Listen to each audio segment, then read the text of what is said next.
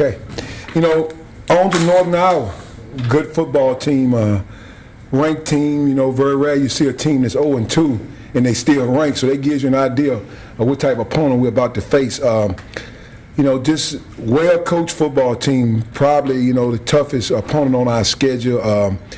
You know, played great on defense, played great on offense, played great on special teams.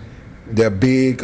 You can clearly see watching film of them playing the Iowa Hawkeyes, you know, a Big Ten opponent, tough opponent. You know, the Big Ten is always tough. And they actually scored the first touchdown against Iowa Hawkeyes. So that gives you an idea of what we're about to get into. Great road trip for our team. Needed. You know, give our guys an idea to see just, you know, how, you know, to get an idea to see just where we're really at. You know, after 2 games, you know, I feel good about us. I think that, you know, recapping some of the moment game, we jumped out on them 14-0. You know, of course, you know, we struggled a little bit in the secondary, you know, and they found a hole in us, and they took advantage of it. Give Mama credit, they played well, you know, but we're definitely in for a big test this weekend in Northern Iowa. Questions? You guys, of course, had to piece together the schedule this year as an independent. To get Northern Iowa, how big of a get was that for you guys? You know, it's always tough when you have to piece together a schedule. You know, that's a lot of credit to our athletic director, Mr. Eugene Marshall, and you know, it's trying times. You know, when you got to piece together a schedule, that's you pretty much describe it yourself, putting together. But I think the schedule we put together, in the end, it fits what we need to do to get ready for the Big South.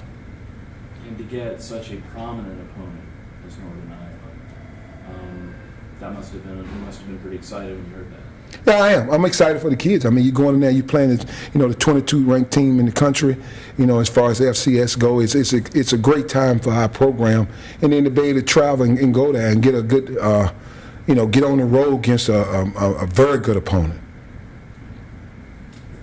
I guess probably not a lot of your kids have played in a dome before.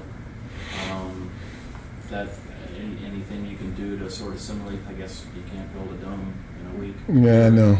But how do you simulate that, or can you? You can thank Bobby Blizzards for that. You know, he's a Hampton guy. Bobby came up with 2 big speakers yesterday with a lot of noise, and you know, Bobby has a way of creating you know, things for the team as far as bringing everybody together. So he did a great job of bringing 2 big speakers to on the practice field to make a lot of noise. I thought that was good, you know. But as far as playing the dome, you know, I played in, you know, Cowboy Stadium, AT&T stadiums, and different things. It can get loud.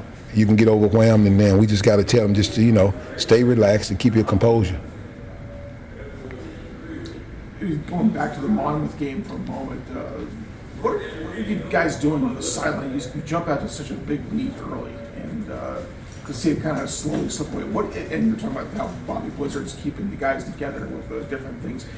During a game, how are you able to keep the team together and focused while things seem to be going sideways? And you guys never gave up during that game against Monmouth. You guys were always fighting. Well, I mean, it's football. You got a lot going on. You got special teams going on. You got the defense rotating with the offense. So you constantly bringing players in and out.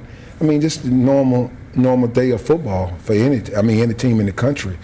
You know, that's part of it. You got to stay focused for the whole, you know, from the first half to the second half. You know, it's just, you know, the guys, they do a great job of keeping themselves up. I mean, you're not going to have, every day ain't going to be a good day. And like I told him, you're going to win some, you're going to lose some. You hit on a good point there, is the fact that they didn't quit.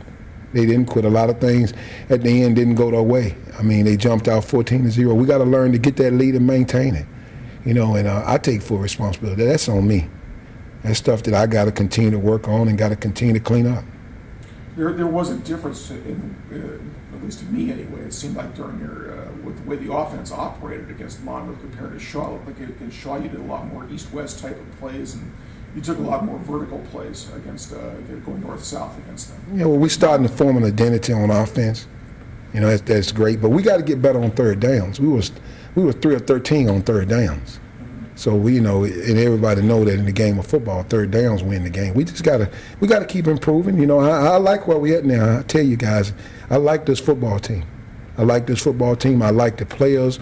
I like the coaches. I like the support staff. Everybody around it. Everybody does a great job. Coming from Texas Tech once again, and Cincinnati and East Carolina. I can't think of finer people all the way to the, our video guys. You see them on the road, you talk to them. It's about relationships, and I can't say enough. So, it's a great situation. We just got to continue to grow as a football team, and that's a good thing. And I like this football team.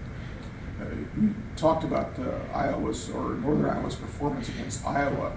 A couple weeks before that, they played a tough game at Montana, where they were down. I was talking about never giving up. They were down like 26-0, and then came back and cut it to a 3-point game at the end. Yeah, that tells you how good they are. And Montana is like a top 10 team ranked in FCS too. So that gives you an idea of what we're dealing with. And once again, it goes back to what I said in the open statement. You're talking about a team that's 0-2 and still ranked 22 in the country. That gives you an idea of what we're about to get into. 2 weeks ago when we were here, you had mentioned that, the three-headed monster quarterback, you weren't sure who you'd start. Mm-hmm. And then so Delmon played the whole game. Did he show you something in those few days leading up that made you go with that? Yeah, he took the bull by the horn and became more of a leader, and then that's what we needed. I think Delmon did a great job. Preparation for the week of practice, and he ended up, if I ain't correct me if I'm wrong, he had a career day throwing the ball. He threw for over 300 yards, so that was great to see. And I think that the more he continued to grasp the system, he's going to get better. There were also a lot of players making plays really for the first time. These big plays. Saw Antonio Graham make a huge play in that game. Will Robinson came in and had a nice touchdown run. Lorenzo Thompson making a big catch. Jadakiss Bonds also making a big catch.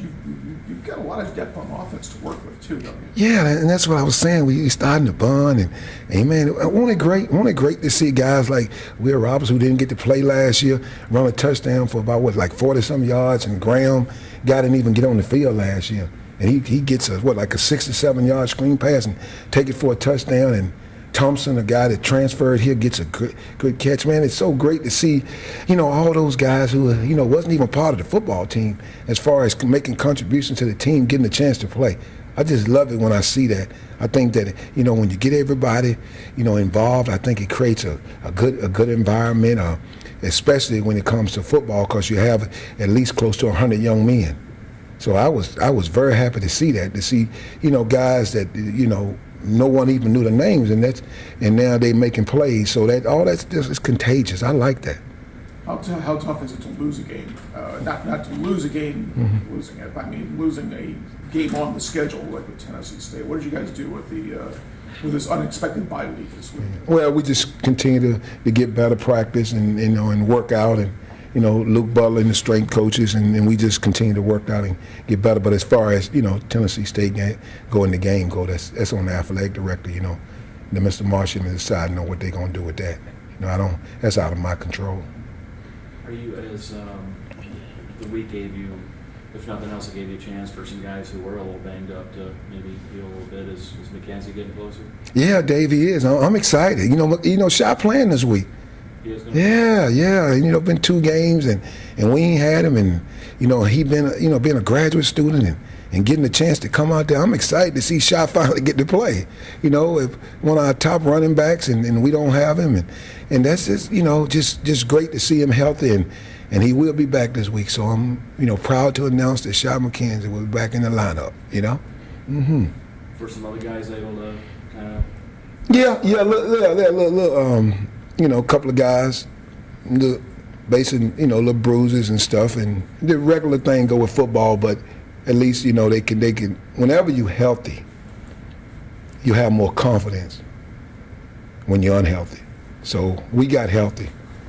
I feel good about this game. I really do. I really feel good about this game.